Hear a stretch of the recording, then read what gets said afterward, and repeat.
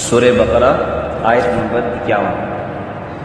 اعوذ باللہ من الشیطان الرجیم، بسم اللہ الرحمن الرحیم۔ وَإِذْ وَاعَدْنَا مُوسَىٰ 40 لَيْلَةً ثُمَّ اتَّخَذْتُمُ الْعِجْلَ مِن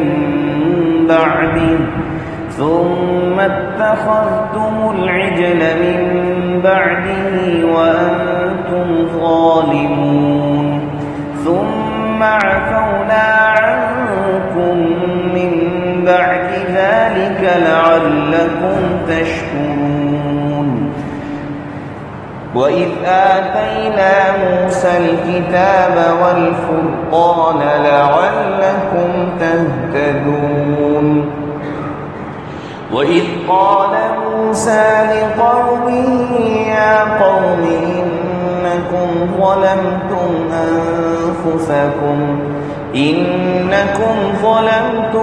أَنفُسَكُمْ بِاتِّخَاذِكُمُ الْعِجْلَ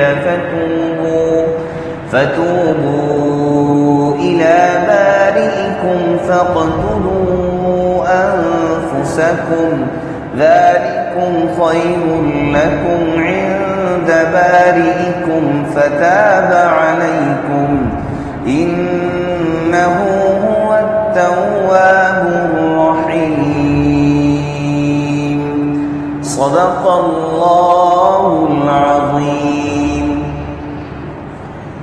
وَإِذْ وَاعَدْنَا مُوسَىٰ، اور جب ہم نے وعدہ کیا موسیٰ علیہ السلام سے 40 لیلۃ 40 راتوں کا، ثُمَّ اتَّخَذْتُمُ الْعِجْلَ مِن بَعْدِهِ، تو پھر اس کے بعد یعنی موسیٰ علیہ السلام کے جانے کے بعد تم نے بچھڑے کو اپنا معبود بنا لیا، وَأَنْتُمْ ظَالِمُونَ، اور اس حال میں کہ تم ظالم تھے، ثُمَّ عَفَوْنَا عَنْكُمْ، پھر ہم نے تمہیں معاف کیا، من بعد ذالک، اس کے بعد یعنی ظلم کے بعد، اس بچھڑے کو اپنا معبود بنا لینے کے بعد، لعلکم تشکرون، تاکہ تم احسان مانو، شکر گزار بنو۔ وَإِذْ آتَيْنَا، اور جب ہم نے دی موسیٰ علیہ السلام کو الکتاب، کتاب یعنی تورات، والفرقان، اور حق کو ناحق سے جدا کرنے والی، یعنی یہ جو کتاب موسیٰ علیہ السلام کو دی، یہ نہ صرف کتاب تھی بلکہ حق کو ناحق سے جدا کرنے والی کتاب تھی، کہ اس کتاب کے اندر حق پرستی کا بیان موجود تھے اور ناحق پرستی کا بھی موجود تھا، کہ یہ ناحق پرستی ہے، یہ ناحق ہے اور یہ حق ہے، لعلکم تہتدون، تاکہ اس کتاب کے ذریعے تم ہدایت حاصل کرو۔ وَإِذْ قَالَ مُوسَىٰ لِقَوْمِهِ، اور اس وقت کو یاد کرو جب موسیٰ علیہ السلام نے اپنی قوم سے کہا، یا قوم، اے میری قوم، انکم ظلمتم، بے شک تم نے ظلم کیا، انفسکم، اپنے آپ پر، باتخاذکم العجلہ، کیا ظلم؟ باتخاذکم العجلہ، کہ بچھڑے کو اپنا معبود بنا لیا۔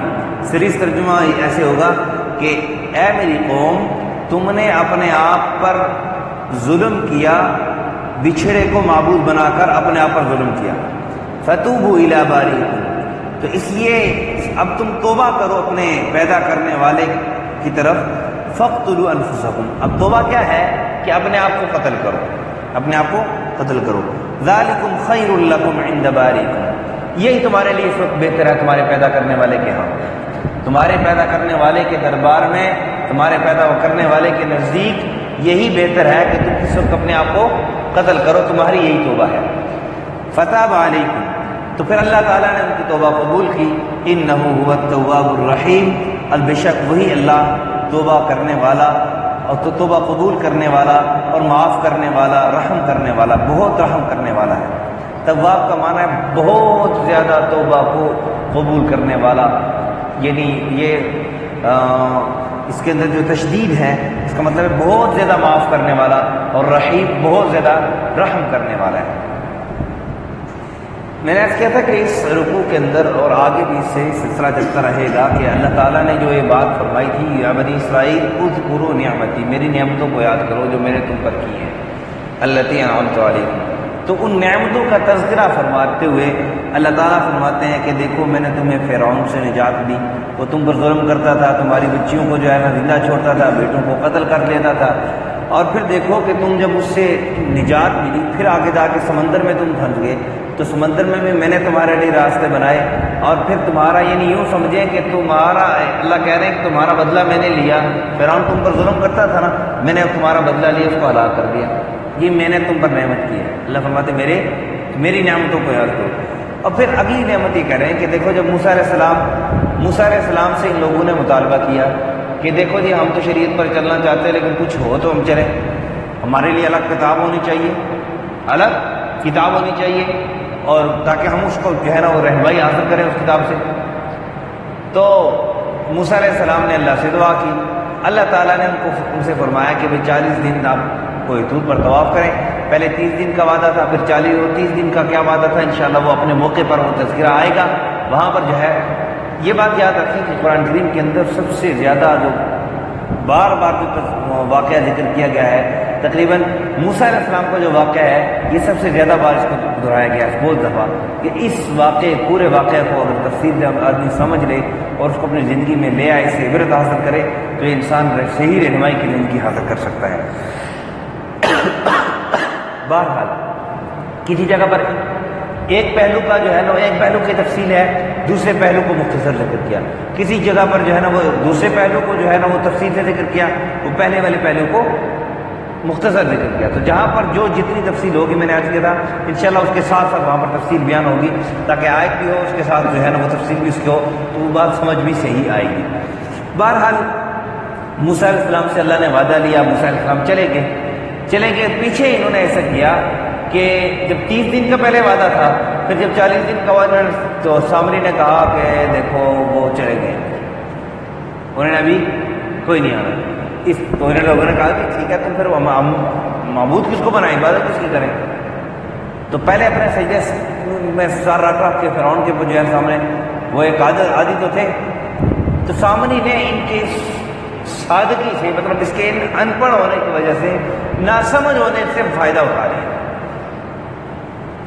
اور اس نے ایک بچھڑا سا بنایا۔ پھر اس میں بات روایت میں آتی ہے کہ اس نے وہ مٹی سی لی کہ جب فرعون غرق ہو رہا تھا نا، تو اس سے پہلے حضرت جبرائیل علیہ السلام وہ گھوڑی پر آئے، اور وہ جبرائیل علیہ السلام کی گھوڑی میں جو پاؤں رکھا، مختلف قسم کی روایت موجود ہیں۔ لا نصدق ولا نکذب، ایک بات یاد رکھنا، بنی اسرائیل کی جو اسرائیلیات اس کو کہتے ہیں، ان کو کیا کہتے ہیں؟ اسرائیلیات۔ تو جتنی قرآن کے اندر تفصیل تو ہے اس کی تو ہم تصدیق ہی کریں گے، یا نبی اکرم صلی اللہ علیہ وسلم نے اس کی تفصیل بیان فرمائی ہے، اس کی تو تصدیق کریں گے۔ جس کی تائید قرآن نے نہیں کی، بنی یہ اسرائیلیات میں سے جس کی تائید قرآن نے نہیں کی اور احادیث میں اس کا تذکرہ موجود نہیں ہے، ان کے متعلق کیا حکم ہے؟ تو ان کے متعلق ایک حدیث ہے جس کا مفہوم ہے کہ نبی پاک صلی اللہ علیہ وسلم نے فرمایا کہ ان کی نہ تصدیق کرو نہ تکذیب کرو، نہ تصدیق کرو نہ تکذیب کرو، یہ مفہوم ہے حدیث کا۔ میں اس کو کیا کہ ہو سکتا ہے سچ ہو تو تم اگر اس کی تکذیب کرو گے تو گناہ گار ہوگے، اور ہو سکتا ہے یہ جھوٹ ہو اس کی تصدیق کر لو گے تبھی گناہ۔ اس لیے ان چیزوں میں، ان تفصیلات میں جو اسرائیلیات میں سے، ان میں پڑھنا ہی نہیں چاہیے آپ۔ کیسے بچھڑا بنایا؟ ایک بچھڑا بنا لیا بس۔ اب جب بچھڑا بنایا تو لوگوں کو بتایا کہ دیکھو یہ تمہارا رب ہے، اللہ نے یہ تمہارے لیے بھیجا ہے کہ اس کی عبادت کرو۔ لوگوں نے اس کی عبادت شروع کر دی۔ جب موسیٰ علیہ السلام واپس آئے، جب واپس تشریف لائے تو دیکھا کہ یہ لوگ تو بچھڑے کی عبادت کر رہے ہیں۔ تو پھر اس واقعے میں انشاءاللہ آگے جگہ پر آئے گا کہ موسیٰ علیہ السلام اور حضرت ہارون علیہ السلام کا جو آپس میں مکالمہ، وہ ایک یوں سمجھ لے کہ موسیٰ علیہ السلام کا غصہ حضرت ہارون علیہ السلام کا، اور جو ہے نا حضرت ہارون علیہ السلام کو داڑھی سے پکڑنا، اور یہ جو آپس میں کا مکالمہ ہے انشاءاللہ اپنی جگہ پر آئے گا کیا مکالمہ ہوا۔ بہرحال پھر قوم کے پاس آئے کہ یہ تو نے کہا کیا کر دیا، اور پھر ناراضگی کا جب اظہار کیا تو اس قوم نے کہا جی ہمیں تو پتہ ہی نہیں تھا، ہم نے کہا تو اب چلے جاتے ہیں، اب چلے گئے ہیں تو ہمیں اس نے بتایا کہ سارے چلے جائیں گے، موسیٰ علیہ السلام چلے گئے اب واپس نہیں آئیں گے، اس لیے جو ہے وہ پھر روایت میں آتا ہے کہ اس میں 3 گروہ بن گئے تھے، اس کے 3 گروہ، 3 لوگوں گروہ۔ ان میں سے ایک گروہ یہ تھا کہ جو پکا اس بات پر خود بھی کارآمد تھا اور دوسروں کو بھی اسے منع کرتا تھا کہ بھائی اس بچھڑے کی عبادت خود بھی نہیں کرتے تھے اور دوسروں کو بھی اسے روکتے تھے کہ اس کی عبادت نہ کرو، یہ تمہارے لیے یہ معبود نہیں ہو سکتا۔ ایک گروہ یہ تھا کہ جو خود تو عبادت نہیں کرتا تھا بچھڑے کی، لیکن دوسروں کو بھی اس سے منع نہیں کرتا تھا. اور تیسرا گروہ یہ تھا کہ جو بشر کی عبادت کے اندر مشغول ہو چکا تھا. تو اللہ تعالیٰ نے جب انہوں نے توبہ کا وہ کہا، اظہار کیا کہ ہم توبہ کریں، اللہ سے معافی مانگنا چاہتے ہیں، توبہ کا ان کا طریقہ یہ ہوا، موسیٰ علیہ السلام کو اللہ تعالیٰ نے بتایا ان سے کہو کہ فاقتلوا انفسکم، تمہاری توبہ اس وقت یہی ہے کہ تم اپنے آپ کو قتل کرو. اب یہ تفصیل میں اس میں عرض کروں گا. اب یہ توبہ، یہ قتل کرنا ہی بس یہ ساری توبہ تھی، یا توبہ تو انہوں نے کر لی تھی لیکن توبہ کی تکمیل یہ تھی کہ اپنے آپ کو قتل کریں؟ یہ دو چیزیں. ایک تو ہے کہ پہلے توبہ کی ان کو ضرورت نہیں تھی، پہلے توبہ انہوں نے نہیں کی، بس یہ قتل کرنا ہی سارا کچھ تھا. ایک یہ ہے کہ پہلے انہوں نے توبہ تو کر لی لیکن کہا کہ توبہ قبول تب ہوگی، مکمل تب ہوگی کہ اپنے آپ کو قتل بھی کرو گے. یہ کیسے قتل ہوئے، کیسے قتل کرنا، یہ انشاءاللہ عرض کروں گا. جیسے مثال کروں میں آپ انشاءاللہ، ایک آدمی سے نماز چھوٹ گئی، نماز چھوٹ گئی، قضا ہو گئی. اب یہ توبہ کر لے کہ اللہ مجھ سے نماز قضا ہوئی، یہ نہیں ہونی چاہیے تھی، آئندہ نہیں ہوگی، پکی توبہ کر لے.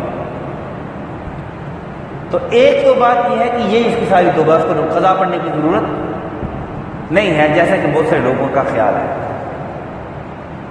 اور بہت سارے لوگوں کا خیال یہ بھی ہے، میں ضمن میں عرض بھی کر دوں کہ بہت سارے لوگ کہتے ہیں کہ قضا عمری کا کوئی دن مقرر کیا ہوا ہے کہ بھئی اس دن جو ہے نا وہ غالباً شعبان کا کوئی دن ہے، یا 27 رمضان کے متعلق مشہور ہے کہ بھئی اس دن کو 2-4 رکعت نفل پڑھ لو تو مختلف خاص قسم کی اس کے اندر صورتیں پڑھ لو، قضا عمری ہو جائے گی، ساری عمر کے جو ہے نا نمازیں قضا ہو جائے گی. بہت مزے ہیں، بس آسان ہے، پورا سال نماز نہ پڑھو، بس 2-4 رکعت پڑھو، مزے، سہولت ہے نا. یہ غلط فہمی ہے، یہ بہت بڑی غلط فہمی ہے کہ نماز قضا ہو گئی، توبہ مکمل کامل تبھی ہوگی کہ اس کی قضا بھی پڑھ لو گے،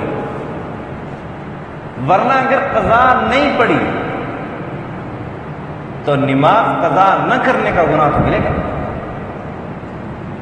حکم یہی ہے کہ نماز پڑھو، رہ گئی توبہ کرو کہ یہ مجھ سے نہیں رہنی چاہیے تھی، اس بات پہ توبہ آئندہ نہیں رہے گی، وقت سے نہیں رہے گی، لیکن قضا ضرور پڑھنی ہے، قضا کی معافی نہیں.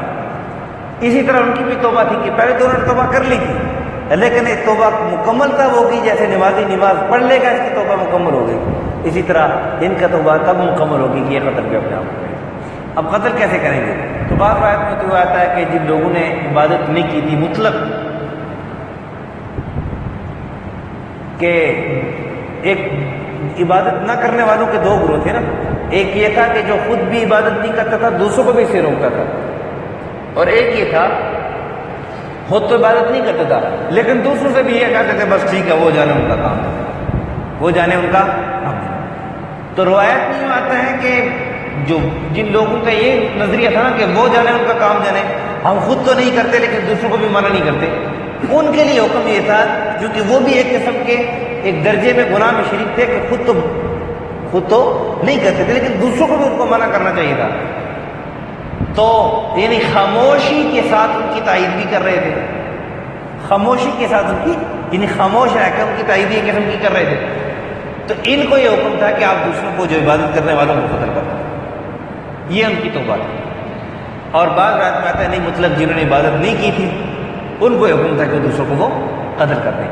بہرحال جن کو یعنی جنہوں نے عبادت کی تھی یا نہیں کی تھی، جنہوں نے عبادت نہیں کی تھی ان کو حکم تھا کہ بھائی دوسروں کو یہ جو انہوں نے بچڑے کی عبادت کی ہے اس کو قتل کر دے. اور فرمایا کہ یہ تمہارے رب کے ہاں تمہارے لیے توبہ ہے، یعنی اللہ نے جو طریقہ جیسے بتلا دیا ویسے اس پر چلنا ہمارے لیے ضروری ہے اور ویسے اس پر چلیں گے، اس میں ہماری خیر ہے. اب ہم اور آپ پر تو اللہ کی بڑی کرم نوازی ہے، احسان ہے کہ دیکھو ان بنی اسرائیلیوں نے گناہ کیا، نافرمانی کی، تو اللہ تعالیٰ نے ان کی توبہ کیا بتلائی؟ قتل کرو اپنے آپ کو. ہمارے لیے کیا ہے؟ بڑے سے بڑا گناہ بھی ہو جائے تو سچے دل سے توبہ کرو، سچے دل سے توبہ کرو سچے. اور بہت سارے لوگ قرآن کے اندر، قرآن کی روایت ہے ان اللہ لا یغفر ان یشرک بہ، شرک معاف نہیں کرے گا، شرک اللہ تعالیٰ معاف نہیں کرے گا. اس کا کیا مطلب ہے کہ ایک آدمی سے مثال کے طور پر شرک ہو گیا، مسلمان ہونے کے باوجود شرک ہو گیا، تو کیا ساری زندگی کی توبہ نہیں ہو سکتی؟ وہ توبہ طائب نہیں ہو سکتا؟ بہت سارے لوگ ایسے ہیں جو پہلے مشرک ہوتے ہیں، مسلمان ہونے کے باوجود شرکیہ اعمال کرتے ہیں، شرکیہ افعال کرتے ہیں، لیکن اللہ ان کو توبہ کی توفیق دے دیتے ہیں، پھر توبہ کر کے پھر وہ جو ہے نا وہ ایسے جو ہے نا سنتوں کے مطابق اپنی زندگی گزارتے ہیں کہ دیکھنے والے بھی حیران ہو جاتے ہیں کہ کیسے اللہ نے اس کو تبدیل کر دیا۔ تو کیا ان کی توبہ قبول نہیں ہوگی؟ اس کا مطلب یہ ہے کہ جو مر جانے کے بعد اگر شرک سے توبہ کیے بغیر مر گیا، شرک سے توبہ کیے بغیر مر گیا، اب اس کے بعد اللہ کا پکا وعدہ کہ جس نے شرک کیا تھا نا اس کی معافی نہیں ہوگی۔ وَيَغْفِرُ مَا دُونَ ذَلِكَ لِمَن يَشَاءُ، پھر جس کے لیے چاہے گا تو اس کو معاف بھی کر سکتا ہے اللہ، اس سے پوچھنے والا نہیں ہے، نہ معاف کرے تب بھی کوئی پوچھنے والا نہیں ہے، لیکن شرک جو ہے یہ اللہ معاف نہیں کرے۔ اس لیے ہمارے لیے تو آسانی ہے، بس توبہ کر لو، سچے دل سے توبہ کر لو، گناہ معاف کر دے، اللہ معاف کر دے۔ اور اچھا پھر صرف معاف کرنا نہیں، گناہوں کو نیکیوں میں بھی تبدیل کر دیتے ہیں اللہ کہ فَأُولَئِكَ يُبَدِّلُ اللَّهُ سَيِّئَاتِهِمْ حسنات۔ اس کی تفسیر انشاءاللہ اپنی جگہ پر آئے گی سورہ فرقان کے اندر، کہ اللہ تعالیٰ اس کے گناہوں کو نیکی میں تبدیل کر دیتے ہیں۔ توبہ کر لو، سچے دل سے توبہ، اور ہم اور آپ پر کتنی آسانی ہے اللہ کی طرف سے، اس کے باوجود اگر ہم اس آسانی سے فائدہ نہ اٹھائیں تو کیا خیال ہے کس کا نقصان ہے؟ اور پھر اس کے اندر ایک چیز دیکھیں کہ اللہ تعالیٰ نے موسیٰ علیہ السلام کے ذریعے قوم کو کہا کہ انکم ظلمتم انفسکم، بچھڑے کی عبادت کی تھی نا، بچھڑے کی عبادت، تو اس میں اللہ تعالیٰ نے کیا کہا؟ ظلمتم انفسکم، تم نے اپنے آپ پر ظلم کیا، کہ بچھڑے کی عبادت کر کے گویا اللہ کو کچھ نہیں بگاڑا تم نے، اللہ کی شان میں کوئی کمی کوئی فرق نہیں آیا، تم نے اپنے آپ پر ظلم کیا ہے، اپنے آپ پر ظلم کیا ہے۔ اس لیے کوئی بھی انسان نافرمانی کرتا ہے تو اپنا نقصان کرتا ہے، کسی دوسرے کا نقصان۔ یا کوئی انسان اگر یہ چاہے کسی دوسرے کو پر ظلم کرے، کسی دوسرے پر بھی جو ظلم کرنے والا ہے وہ حقیقت میں اپنے آپ پر ظلم کرنے والا ہے، دوسرے پر ظلم کرنے والا نہیں ہے۔ اس لیے اس سے بھی انسان کو بچنا چاہیے، یہ سمجھنا چاہیے کہ میں اگر کسی دوسرے کا نقصان کر رہا ہوں، یہ میں اپنا نقصان کر رہا ہوں، اپنے ایمان کا نقصان کر رہا ہوں، دوسرے کا کیا نقصان ہے؟ جو اس کے مقدر میں ہے اس کو ملے گا، جو نہیں ہے وہ نہیں ملے گا، کوئی دے نہیں سکتا۔ اس لیے اپنی زندگی کو بہتری یہی ہے، کامیابی اسی میں ہے، نجات اسی میں کہ اپنی زندگی اللہ کے حکم کے مطابق گزاری جائے۔ یہ تھا ان آیت کا مفہوم کا مختصر خلاصہ۔ وَإِذْ وَاعَدْنَا مُوسَىٰ 40 لَيْلَةً، اور جب ہم نے وعدہ کیا موسیٰ علیہ السلام سے 40 راتوں کا، ثُمَّ اتَّخَذْتُمُ الْعِجْلَ مِن بَعْدِهِ، پھر موسیٰ علیہ السلام کے جانے کے بعد تم نے بچھڑے کو معبود بنا لیا، وَأَنْتُمْ ظَالِمُونَ، اس حال میں کہ تم ظالم تھے، ظالمون ظلمتم انفسکم، اپنے آپ پر ظلم کرنے والے تھے تم۔ ثُمَّ عَفَوْنَا عَنْكُمْ، پھر ہم نے تمہیں معاف کر دیا، مِن بَعْدِ ذَلِكَ، اس کے بعد۔